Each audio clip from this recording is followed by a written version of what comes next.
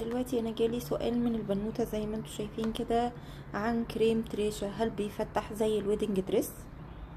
هنشوف مع بعض دلوقتي هو بيفتح زي ويدنج دريس ولا لا.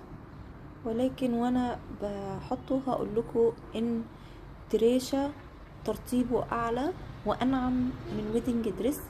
ويدنج دريس كان غالبا شوية بيجير على بعض البشرات، وانا كنت من البشرات اللي ويدنج دريس بيجير عليها.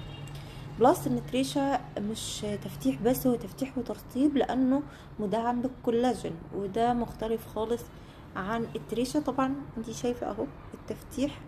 هخلص دمج وارجع لك بس عشان الفيديو ما يطولش.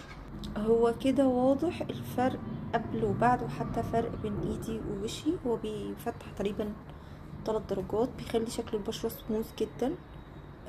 انا بحبه اكتر من ويدنج دريس، ده رأيي الشخصي.